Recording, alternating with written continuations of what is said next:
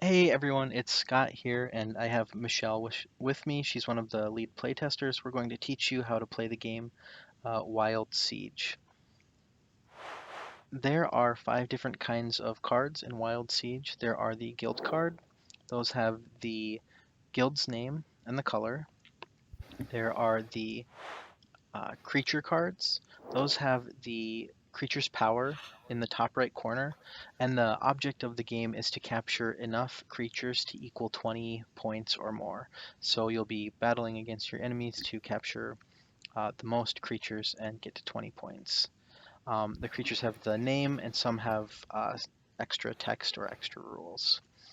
There are the power cards. Those have the power in the top right corner, and this is how uh, how much power to capture a creature. There are the action cards. Those have the name of the card and special text on how the card should be played. Then there are the situation cards, and these make it more difficult to capture a creature. So if it was raining, for example, it would increase the capture power for this creature by 8, making it harder to capture. So if we played this on the wolf, it would be at 15 instead of 7 power. So what I'm going to do is show you how the game is set up, and we'll get into how to capture the different creatures.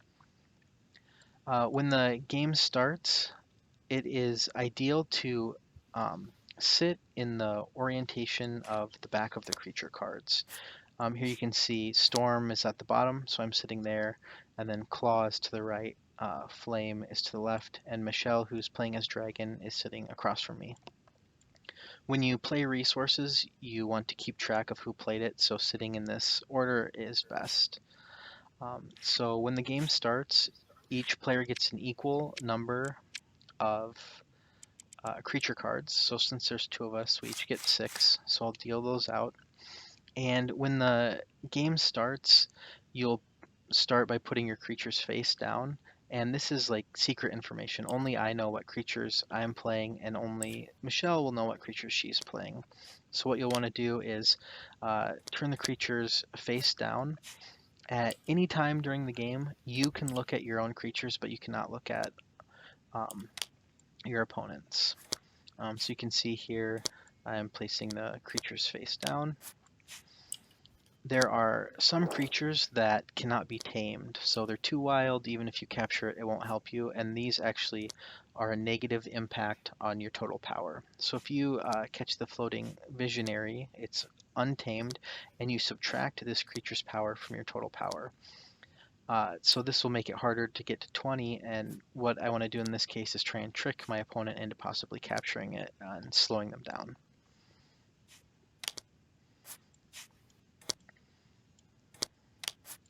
Once all of the creatures are in play, you will shuffle all of the power cards, all of the action cards, and all of the situation cards together, and these all have the Wild Siege back.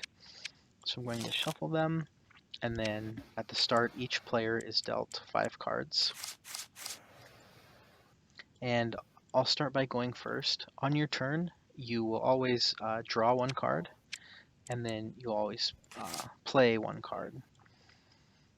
So I'm going to play this card. This is playing a resource. Before you can capture any creatures, a creature needs 3 resources played on it. So since I'm playing this, I'm playing it on the storm side, and this creature now has 1 resource, and Michelle doesn't know what it is. So I played my card. It goes to her turn.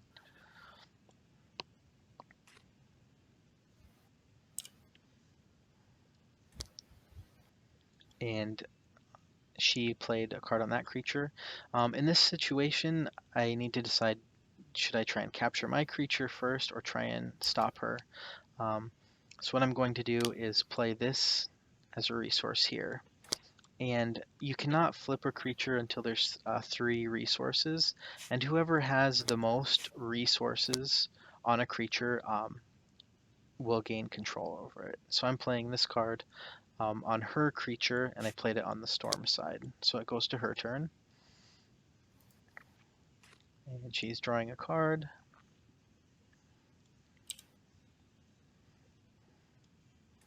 And she's playing there. She's possibly trying to stop me.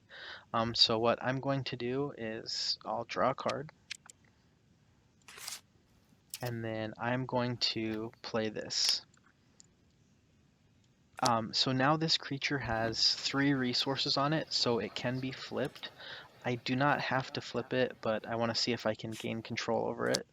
So you flip all of the resources, and you flip the creature.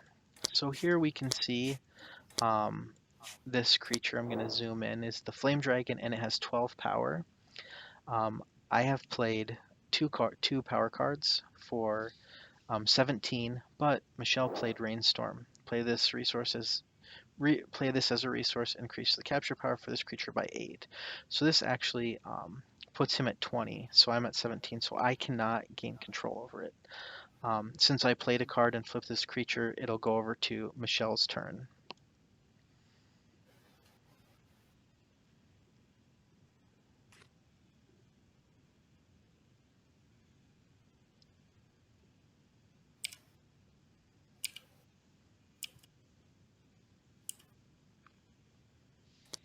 So Michelle played her 3rd resource, and she's going to be flipping this creature.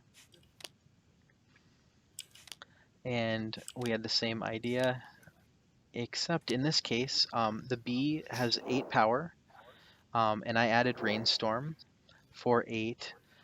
So that puts the bee's total power at 16, but you can see here Michelle has played a card for 10 and a card for 9. So she's at 19, which actually gives her enough power to capture the bee, or the toxic wasp, rather.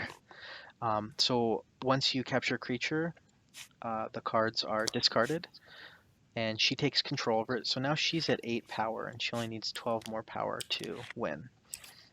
Once you run out of your deck, you shuffle the discard back together to create a new deck. I'll play one more card, just so we can kind of see how it works.